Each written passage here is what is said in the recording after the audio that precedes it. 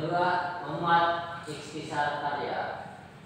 Lalu yang ketiga, mengandung penilaian kritis, lalu bersifat objektif dan subjektif. Lalu yang terakhir, menggunakan bahasa yang informatif. Iya, betul sekali. Jadi dalam suatu atau sebuah teks ulasan itu memiliki sebuah ciri-ciri yang kelima-limanya itu harus ada di dalam suatu karya sastra. Jika salah satunya tidak ada, itu belum tentu kita bisa menyebutkan sebagai sebuah teks ulasan. Yang pertama, sudah pasti berisi identitas sebuah karya. Identitas sebuah karya itu ya seperti judul, pengarangnya, terus juga misalkan kalau ada jumlah halamannya dicantumkan begitu. Dan yang kedua, memuat ikhtisar karya. Nah, di dalam ikhtisar ini seorang penulis sebuah teks ulasan itu memberikan sebuah analisis terhadap kelebihan dan kekurangan dari karya tersebut. Selanjutnya, mengandung penilaian kritis. Nah, di sini sebuah penulis teks ulasan memberikan gambaran umum tentang isi karya, termasuk temanya, alurnya, seperti unsur-unsur dalam teks dalam sebuah karya. Selanjutnya, bersifat objektif yang berdasarkan fakta dan subjektif berdasarkan pendapat pribadi. Nah, yang kalau kita biasanya yang tadi pada pekan lalu kita sudah belajar mengenai fakta, asumsi dan juga opini. Kali ini keduanya itu terdapat menjadi satu dalam sebuah teks ulasan. Nah, yang terakhir, menggunakan bahasa yang informatif. Nah, ini juga sangat penting karena kalau misalkan kita menulis teks ulasan tidak dengan menggunakan bahasa yang informatif, tidak tercapai dong tujuannya. Karena tadi kan tujuannya yang utama adalah memberikan informasi terhadap sebuah kualitas karya sastra begitu. Selanjutnya adalah contoh teks ulasan. Adakah yang mau membantu Ibu membacakannya? Silakan. Laskar Pelangi karya Andrea Hirata adalah novel yang berhasil menyentuh hati pembacanya. Novel ini menceritakan perjuangan 10 anak miskin di Belitung yang